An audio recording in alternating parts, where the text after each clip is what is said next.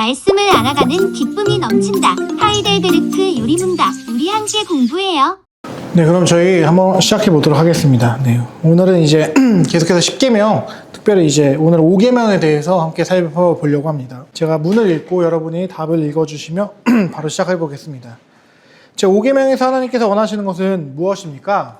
나의 부모님, 그리고 모든 본의에 모든 공경과 사랑과 신실함을 나타내고 그들의 모든 좋은 가르침과 진리에 대해 합당한 순종을 하며 또한 그들의 약점과 부족에 대해서는 인내해야 합니다. 왜냐하면 그들의 손을 통해 우리를 다스리시는 것이 하나님의 뜻이기 때문입니다. 아멘. 네, 정말 중요한 계명입니다. 우리가 일단 이것을 이제 정의한다면 이제 5계명은 우리가 기본적으로는 그냥 부모에 대한 부모 공경으로 알고 있지만 사실은 하나님께서는 그것보다 좀 더 깊은 의미로서 권위의 주인이 누구인가에 대해서 우리가 생각하길 원한다라는 것을 염두하시며 오늘 내용을 함께 살펴보겠습니다.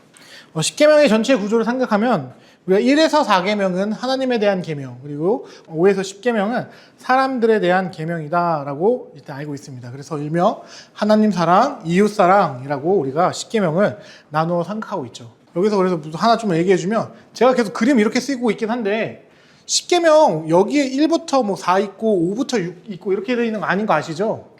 정확하게 똑같은 게 2개 있는 거예요. 1부터 10계명이 다 써있는 돌판이 2개가 있는 건데 왜 그런 거냐? 하나는 원본이고 하나는 사본인 거예요. 그래서 약간 그런 우리가 계약서 쓸 때 계약서 원본 사본을 같이 쓰잖아요. 그래서 원본은 그 당사자가 가져가고 사본을 이제 보관하고 이렇게 하는 것처럼 원래는 하나님과 사람 사이에서 계약이 체결되고 그 계약의 문서가 2가지로 존재하는 겁니다. 그 똑같은 게. 그래서 하나는 하나님의 편, 하나님 인간의 편에서 이 계약 문서가 존재하는 거고 이번 주에도 이제 제가 10계명에 대해서 좀 공부를 하다 보니까 좀 나누면 좋겠다는 생각이 들어서 말씀드리는데 금송아지 사건 때 10계명 돌판 던져서 깨잖아요. 이걸 어떤 분들은 막 모세가 그 화와 분을 참지 못하고 던져서 깼다라고 생각하시는 분들이 계시는데 사실 그게 아니에요.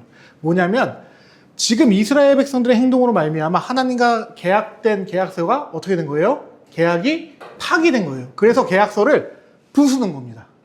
그래서 하나님께서 다시 계약을 체결해 주시면서 뭐 하시는 거예요? 다시 돌판을 준비해라. 내가 10계명, 다시 계약의 문서를 작성해 주겠다라는 의미가 들어간다라는 것들을 이해해 주시면 좋을 것 같아요. 그래서 하나님이 그 장면에서 모세한테 화 안 내세요. 뭐 이게 감히 네가 뭐라고 나의 2돌판을 깨냐 이런 말 안 하신단 말이에요.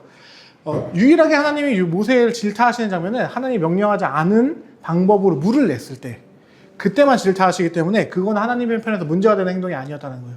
이미 하나님과 이스라엘 백성이 금송아지 사건으로 언약이 파기됐기 때문에 그것을 상징으로 보여준 게 돌판이 깨지는 거고 다시금 언약이 체결됐을 때 2돌판을 다시 만들어 주시는 거다. 하나는 하나님 거, 하나는 우리 거 해서 동일한 내용이 들어가 있는 돌판 2개가 있는 거다라고 이해해 주시면 됩니다. 이제 우리가 이제 하나님에 대한 계명이 끝난 다음에 이제 무엇을 살펴볼 것이냐? 우리 사람들 사이의 관계에서 하나님께서 무엇을 원하는지를 이제 살펴보려고 합니다.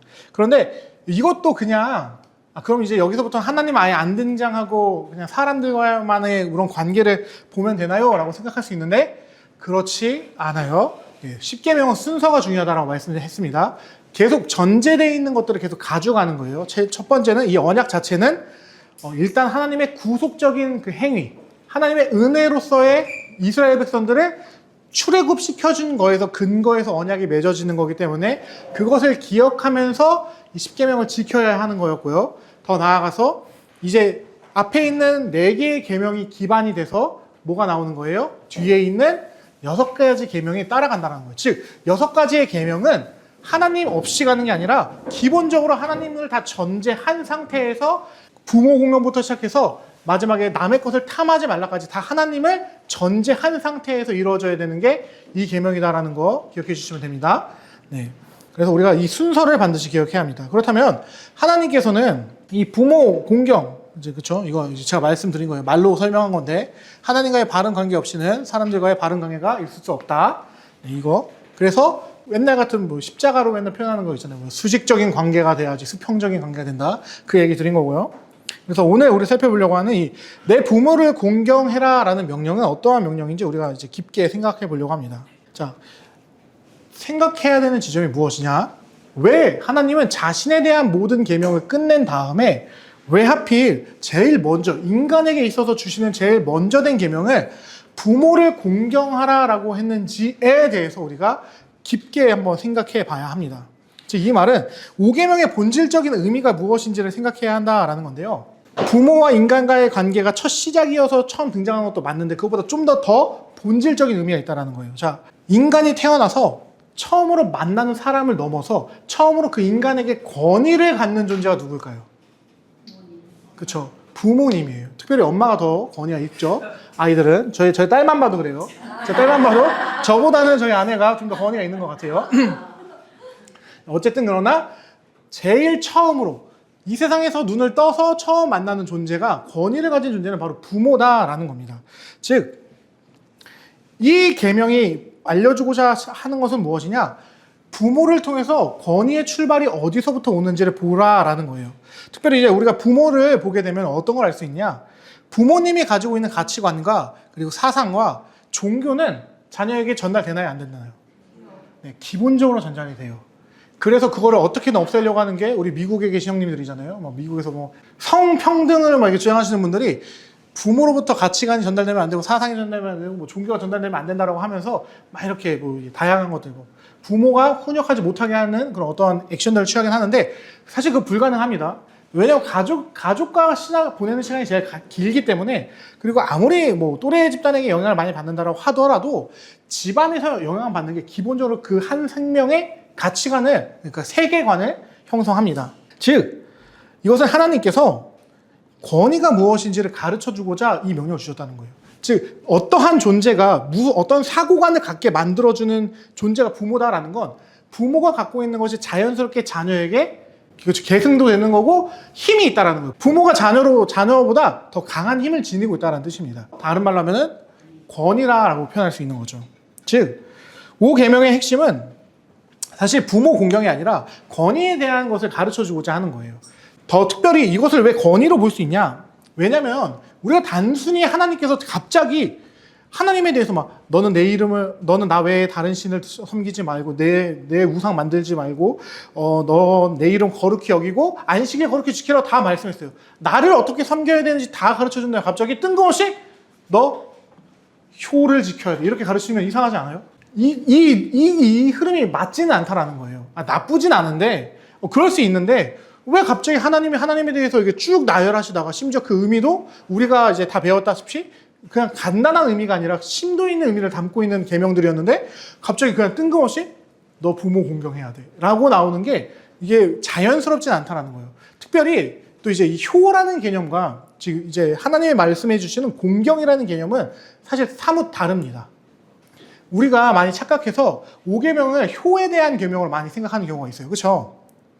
그냥 기본적으로 너 엄마 아빠한테 잘해야지 부모에게 효도해야 돼 라고 하면서 에베소서 6장 갖고 오고 이 본문 갖고 온단 말이에요. 완전 잘못된 건 아닌데 사실 근데 본질은 좀 다르다라는 겁니다. 왜냐? 효사상 기본적으로 이제 우리가 이해하는 효도라는 개념은 하나님께서 부모 자식을 관계를 만드시고 자녀들로 하여금 부모를 공경하라고 명령하셨기 때문에 우리는 부모를 공경하는 거예요. 즉 기독교는 뭘 말하는 거냐면요. 부모여서 섬기라고 가르치지 않는다라는 거예요. 무슨 말인지 이해가 되세요? 이걸 잘 이해하셔야 되는데 우리 기본적으로 효는 천륜이라고 해요. 천륜. 하늘이 맺어준 관계이기 때문에 어떠한 경우에서도 부모를 거스르면 안 된다라고 말하는 게 효예요. 그렇죠? 근데 기독교는 그게 아니다라는 거예요. 부모여서 거역하면 안 된다가 아니라 하나님께서 그 관계를 설정했기 때문에 하나님이 주신 그 권위를 순종하라라는 겁니다. 그 개념이 여기 안에 들어있다는 거예요. 무슨 말인지 이해가 되시나요? 네, 알겠어요. 이해가 되시면 정말 다행인데 간단하게 말하면 기본적으로 동양에서 말하는 효는 너는 내 자식이기 때문에 내 말을 들어야 돼. 그게 천륜이야 라고 말해요. 근데 기독교, 특별히 하나님께서 말씀하시는 건 그게 아닙니다. 너가 그냥 자녀이기 때문에 무조건 부모에게 순종해가 아니라 하나님께서 이 관계를 설정했기 때문에 너와 나의 관계를 하나님이 만들어 주셨기 때문에 너는 나를 공경하고 내 말에 순종해야 되는 거예요. 바로 근본적 이유가 다른 건데 이게 사실 중요한 개념이 돼요. 왜냐? 아마 뒤에 나올 텐데, 여기서 지금 안 설명하고 넘어가면 헷갈리실 것 같아서 먼저 말하고 넘어갈게요. 부모님이 무조건 다 말씀적으로 가르치시나요? 성경에 보면 나와요. 너희 부모가 주의 말씀과 반대되는 경우가 있으면 뭐 하라고 하죠? 대적하라고 합니다. 그럼 이 개념은 천륜과는 맞지 않는다라는 거예요. 기독교는 기본적으로 그래서 하나님이 먼저인 겁니다. 하나님이 이 관계를 어떻게 설정하셨고 하나님께서 무엇을 바라시는지를 고민하라라는 질문이 무조건 던져야 되는 거예요. 기본적으로 우리는. 즉 하나님께서 그것을 그러니까 하나님께서는 A를 하기 원하는데 부모들은 A를 하기 원치 않을 때가 있어요. 대표적으로 하나님께서는 무조건 어떠한 경우에서도 술, 담배 하지 말고 예배 드리고 어떻게 뭐 뚜뚜뚜 나오는 내용들 있잖아요. 이런 기본적 개념들이 있어요. 근데 부모들이 그렇게 하지 않게 원할 때가 있어요. 그래도 이번에 시험 기간인데 좀 더 학원 가서 공부 열심히 해야지. 괜찮아. 하나님께서는 참고 기다려 주실 거야. 이럴 때 자녀가 어떻게 해야 돼요? 우리 부모님은 역시 하나님께서 주신 분이기 때문에 그냥 순종해야지. 우리 천륜인데 그럼 난 열심히 가서 하고. 또 이제 아빠가 교회를 안 다녀요. 자녀한테 이제 너 15살 됐고 했으니까 자 쭉쭉쭉쭉 해서 한 잔 마셔! 딱 해요.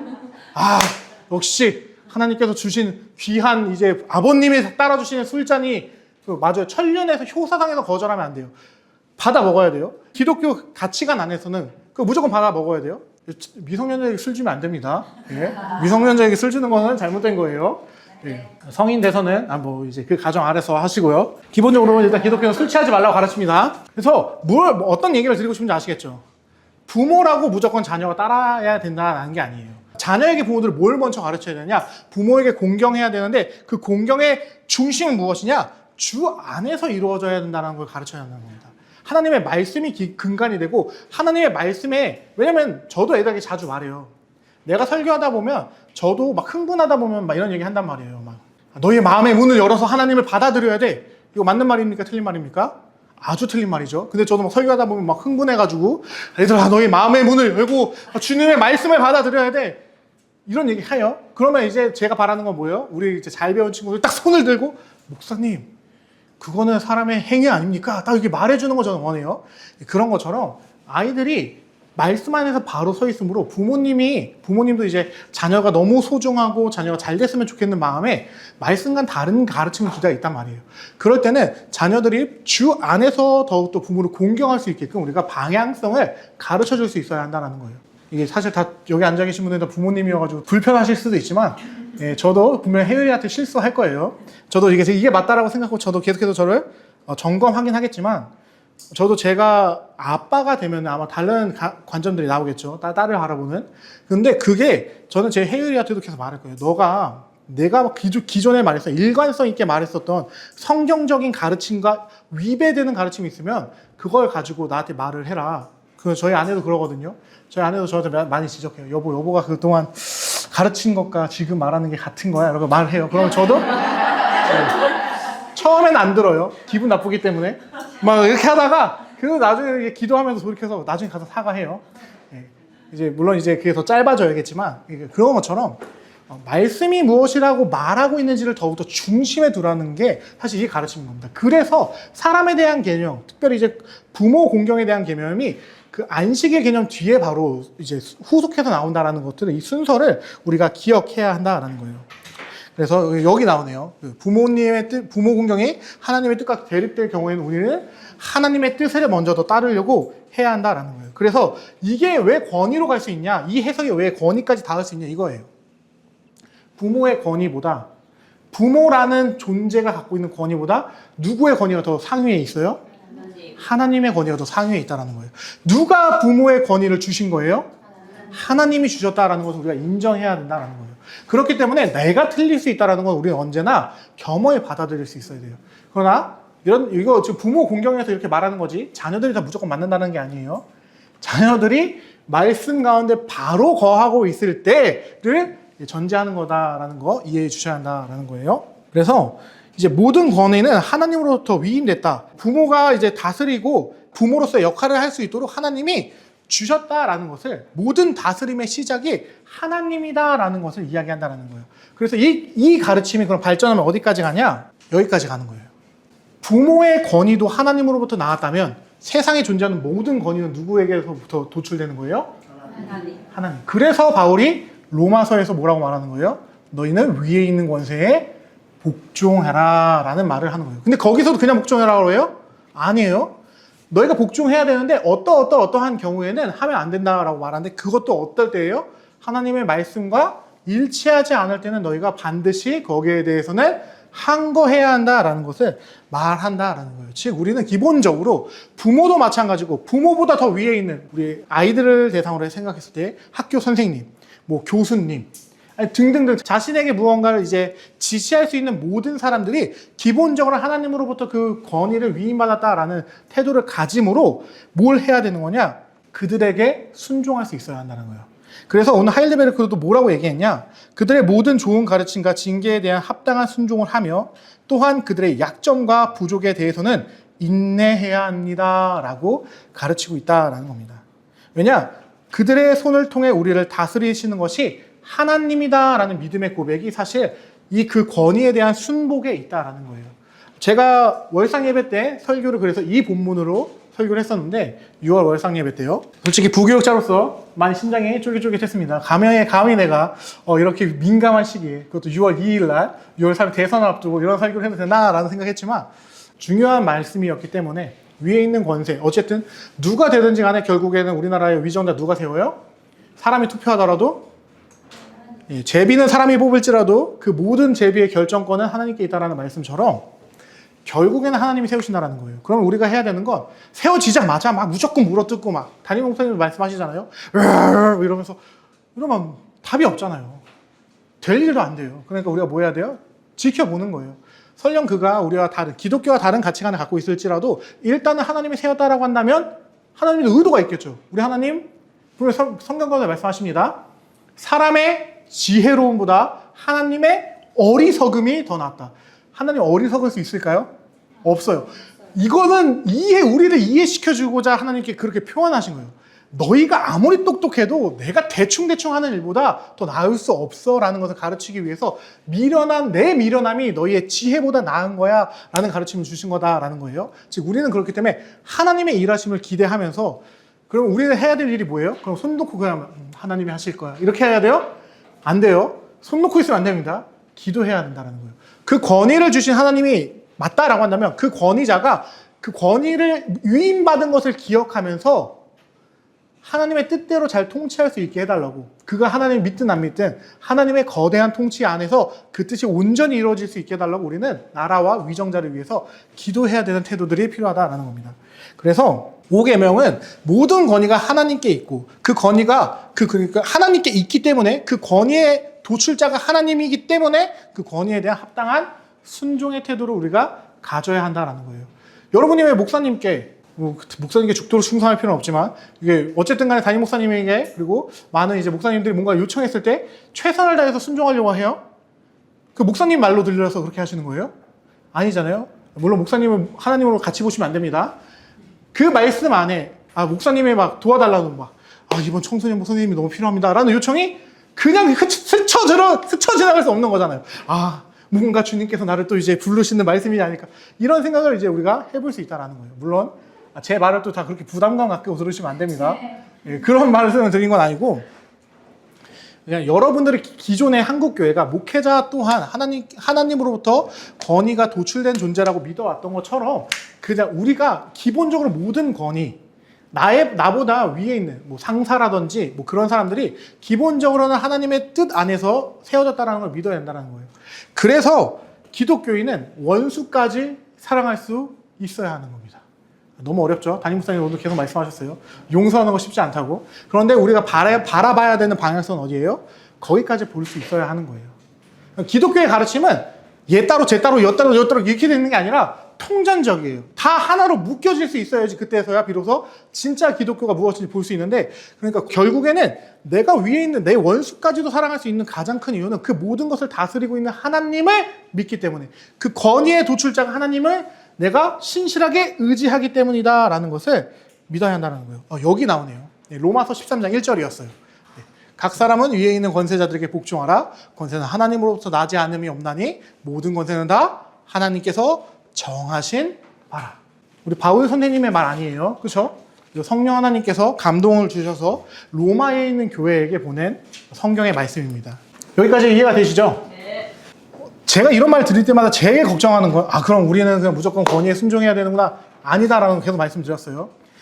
하나님의 말씀에 합당한 권위에 순종하는 거지 하나님의 말씀과 반대되는 것은 우리는 따라서는 안 됩니다. 그거 반드시 기억해 주시고. 자, 그래서 어쨌든 하나님께서 그러면은 왜 그럼 처음부터 10계명에 그냥 권위에 대한 순종하세요라고 쓰면 되지 왜 부모라고 썼냐? 자, 우리 평생을 노예로 살던 분들이 계십니다. 그분들에게 모든 권위에 순복하라라고 하면 그분들의 마음이 아주 편할까요? 이 이집트 400년도 하나님의 뜻이었구나. 물론 신앙이 성숙한다면 그렇게까지 보면 좋겠지만 이제 막 탈출해가지고 이제 하나님께서 자기 백성으로 삼아준 애들에게 자 너희들 무조건 위에 있는 권위에 순복해야 돼 라고 말하면 잔인해요. 우리 하나님 사디스트가 아니십니다. 그래서 그들도 이해할 수 있고 모든 사람이 이해할 수 있는 가장 좋은 방법이 모든 권위의 시작이 어디예요? 인간에게 있어서는 부모이기 때문에 부모를 공경하라라는 말씀으로 우리에게 먼저 이것을 다가가게 해주신 겁니다. 그리고 성경을 통전적으로 그리고 유기적으로 읽어내면서 하나님께서 바라셨던 부모에 대한 공경은 당연히 부모도 하나님의 말씀 안에서 공경하는 것이지만 동시적으로 나의 위에 있는 권위들에서 내가 기본적으로 이러한 공경심을 가져야 되는 거구나 라는 거예요. 자, 이런 마음을 가지면 어떻게 되냐? 유토피아를 이룰 수 있어요. 근데 인간이 그게 불가능하기 때문에 안 되는 겁니다. 자, 만약에 물론 이제 말도 안 되죠. 계엄 사태, 우리 윤석열 씨 처음 세워졌을 때, 우리 어제 3년을 기다렸잖아요. 처음 세워졌을 때는 기대하고 하나님께서 물론 여기서 왕자 쓰고 나오고 막 눈썹 붙이고 막 이런 이상한 행동 많이 하셨지만 기대하고 그래도 주님께서 저분을 세우셨으니 하나님의 뜻이 온전히 이루어질 수 있기를 기도하는 마음을 가져야 한다는 거예요. 그러다가 이건 도저히 아니겠다 하면은 이번처럼 뭐 하면 돼요? 이게 한 거 하는 거죠. 이건 도저히 하나님의 뜻이 아니다.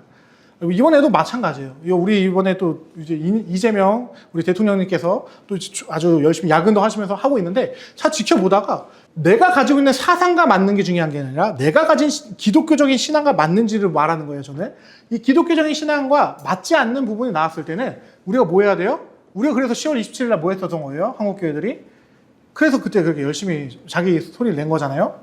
뭐 그게 무조건 다 좋다 안 좋다 이건 따지고 싶은 건 아닌데 그런 역할들을 우리가 할 수 있어야 된다는 겁니다. 권위에 무조건 순종하는 게 아니라 일단 기본적으로 권위는 하나님이 주신 거예요. 그렇기 때문에 나는 순종할 거야. 그런데 그 권위가 조금이라도 하나님의 뜻과 반대로 가는 순간이 나오면 나는 참지 않을 거야 라는 것을 기독교인들은 보여줘야 한다는 거예요. 지금 제가 말씀드리는 건 기독교의 사회에 참여는 무조건 하면 안 된다라는 말씀 드리는 게 아니에요. 기독교인이 사회에 참여할 수 있어야죠. 왜? 윌포드였나? 그 노예제도를 처음으로 영국에서 없애신 분, 그분이 진짜 오랜 시간을 걸려서 없애셨거든요. 그분 어떻게 노예제도를 없앨 수 있었을까요? 뭐 기도만 했을까요? 주여, 노예제도를 영국에서 없애주시옵소서. 안 없어져요. 백날 기도한다고 안 없어집니다. 정말 열심히 평생을 그 노예제도를 없애는데 힘을 쓰셨어요. 뭐 여성참정권, 그것도 사실 처음에 이제 등장하게 된 게 기독교였거든요. 기독교 가운데서 뭐 이렇게 그저 흑인 인권, 마틴 루터 킹 목사, 다들 가만히 있지 않았어요. 하나님의 말씀에 이게 옳다라고 생각하는 게 있으면 정부가 잘못하는 거에 있어서 한 거 했었다라는 겁니다. 근데 중요한 건 뭐예요? 아무 때나 들고 일어나서 막 하면 돼요? 안 돼요. 그건 잘못된 거예요. 기본적으로 하나님께 세우신 걸 인정하고 그 안에서 우리가 해야 되는 건 무엇이냐? 하나님의 뜻과 벗어날 때를 분명하게 우리가 분별할 수 있어야 되는 거예요. 그러니까 뭐 하셔야 돼요? 하나님의 뜻을 분명히 여러분이 알고 있어야 하는 거예요. 왜냐하면 세상은 절대 하나님의 뜻대로 안 간단 말이에요. 그러니까 여러분이 때를 얻든지 못 얻든지 주의 말씀을 사모함으로 말씀이 무엇이라고 가르쳐 주는지를 붙잡고 있어야지 세상의 잘못된 방향으로 나아갈 때 우리가 목소리를 낼 수 있다라는 겁니다. 그래서 하나님의 맺어주신 관계, 하나님께서 이게 권위의 출발자라는 것을 가르쳐 주기 위해서 부모라는 관계를 주신 것이고, 그렇기 때문에 하나님께서 맺어주신 관계이기 때문에 우리는 순종과 공경의 이유가 그 안에 이미 있다라는 것을 기억해야 한다라는 말씀을 드립니다. 그래서 주 안에서 권위가 온전히 행해질 때, 계속 제가 말씀드렸던 내용이에요. 우리는 그 권위에 순종하면 되는 겁니다. 그러나 그 권위가 주의 뜻과 완전히 반대될 때는 무조건 단호하게 노라고 이야기할 수 있어야 한다라는 말을 드립니다. 자, 오늘 우리는 권위가 무엇인지 한번 살펴봤습니다. 사실 저는 권위란 말을 잘 그렇게 좋아하진 않았어요. 왜냐면 제가 어려운 시절에 권위라는 단어는 권위주의로 들렸거든요. 막 가부장제 막 이런 거 있잖아요. 자기 아무것도 안 하면서 막 시키는 것. 그래서 권위라는 말을 좋아하진 않았는데 제가 이제 성경을 공부하고 하나님을 이해하면서 권위라는 단어가 원래 얼마나 아름다운 단어인지를 알게 됐다라는 겁니다. 자, 저는 옛날에 이렇게 찍어 누르는 걸 권위라고 생각했는데 성경의 권위는 이걸 말하는 게 아닙니다. 성경의 권위는 먼저 됨이에요. 모범을 보여주는 겁니다. 예수님도 자기가 안 한 거 우리에게 시키지 않으세요. 다 자기가 먼저 하신 다음에 내가 했으니 너희도 이렇게 하거라 라고 말씀하신다는 거예요. 뭐 심지어 10계명도 어떻게 해주셨어요? 강권적으로 뭐 10가지 재앙 내리고 막 홍해바다 가르고 막 만나 외출하게 뭐 불기둥 무등기둥 막 쫙 하면서 데리고 오신 다음에 뭐 해주신 거예요? 다 보여주신 다음에 하나님께서 다 해주신 다음에 너희가 이제 나를 위해서 이것 좀 해주겠니? 라고 요청하셨다라는 겁니다. 그래서 우리가 이것들을 바로 알아서 성경에서 말하고 있는 권위대로 우리가 권위를 행사할 줄 알고 그리고 성경에서 말하는 대로 행해지는 권위에 순종할 수 있는 우리가 됐으면 좋겠습니다. 그럼 성경에서 어떻게 권위를 행하라 가르치냐? 책임 있고 섬김으로 그리고 사랑으로 권위를 행하라고 가르친다라는 거 예수님과 같이 하나님과 같이 그렇게 우리가 권위를 행할 수 있는 사람이 되어야 한다라는 것을 기억해 주시면 감사하겠습니다. 마지막으로 이 말만 하고 제가 이제 강의를 마칠게요. 권위를 행하는 자는 사랑과 섬김의 자세로 책임 있게 권위를 행사하며 그 권위 아래에 있는 이들은 인간에게 순복하는 것이 아니라 그 권위를 주신 하나님께 순복하듯 해야 하는 겁니다. 그래서 또 이런 말씀이 있는 거예요. 너희는 사람에게 하듯 하지 말고 주께 하듯 하라. 예, 우리는 사람에게 순종할 때도 사람을 대할 때도 사람에게 하는 것처럼 하는 게 아니라 내가 섬기는 내가 사랑하는 그 하나님께 하듯 해야 한다라는 거예요. 네, 기억하시길 간절히 바랍니다. 네. 그래서 5계명의 의미를 잘 기억해 주셨으면 좋겠어요. 또 태혁쌤이 이 계명을 잘 지키심으로써 장로님께 순종하시고 또 이제 우리 미나 집사님도 이제 며느리로서 장로님께 잘 공경하시고 네. 이런 아름다운 가정들이 많아질 때 이 교회가 또 하나님의 나라가 되고 그렇게 될 때 이 공동체가 퍼지면 퍼질수록 어떻게 되는 거예요?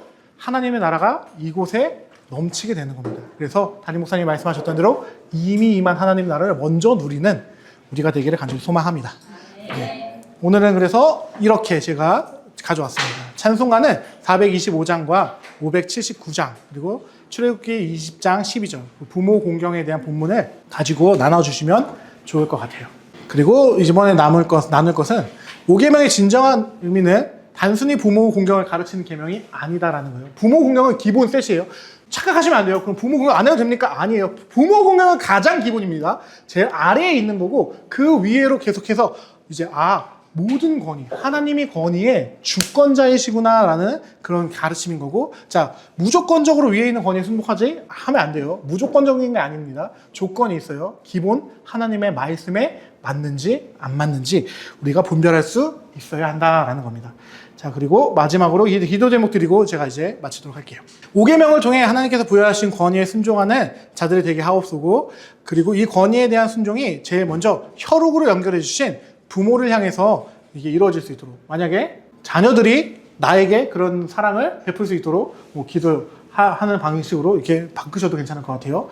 네, 어쨌든 이런 식으로 우리가 이제 기도해 나가시면 좋을 것 같다라는 말씀을 드립니다. 어렵진 않으셨죠? 네. 정말 감사하다는 말씀 일단 먼저 드리고 싶어요. 어렵고 힘든 이 길을 끝까지 외면치 않고 저를 버리지 않고 이 자리까지 나와서 함께 해주셔서 너무 감사합니다. 분명히 여러분들이 여기서 뿌린 이 씨앗이 하나님 나라에서 정말 하나님께서 기뻐하시는 그 일이 될 거라고 저는 믿어 의심치 않습니다.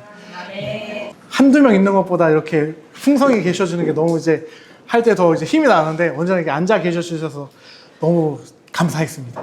자, 그러면 제가 기도하고 마치도록 하겠습니다.